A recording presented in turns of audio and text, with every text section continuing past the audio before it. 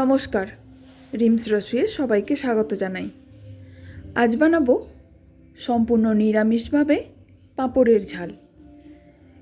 তো এটা বানানোর জন্য আমি কয়েকটা পাঁপড় নিয়েছি। এখন এগুলোকে অর্ধেক করে ভেঙে নেব। আপনারা চাইলে গোটাও রাখতে পারেন। প্রথমে আমি পাঁপড়গুলোকে ভেজে নেব। তার জন্য গ্যাসে কড়াই বসিয়ে তাতে সরষের তেল গরম করতে দিয়েছি। তেলটা গরম হয়ে যাওয়ার পর একটা একটা করে পাঁপড় দিয়ে ভেজে নেব। এইভাবে সবকটা পাঁপড় ভেজে নেওয়ার পর যে তেলটা পড়ে থাকবে ওই তেলের মধ্যে আমি 4টে মাঝারি সাইজের আলু দিয়ে দেব। আমি আলুগুলোকে ডুমো ডুমো করে কেটে নিয়েছি। একটা আলুকে আমি 8 ভাগ করেছি।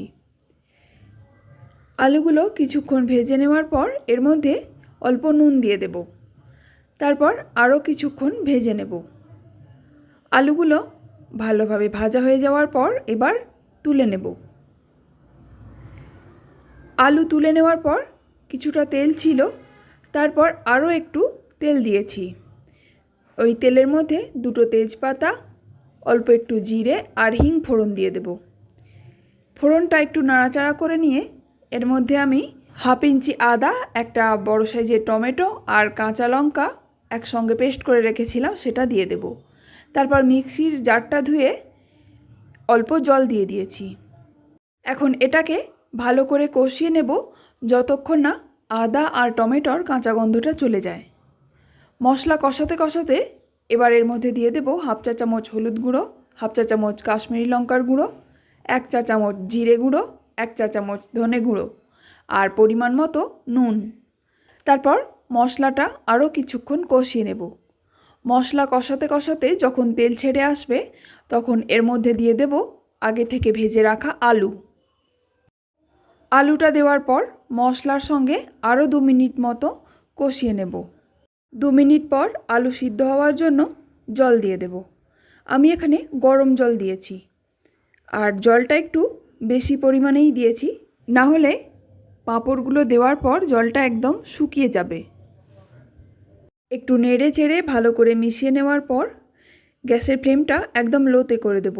তারপর ঢাকা দিয়ে 15 মিনিট মতো সিদ্ধ হতে দেব।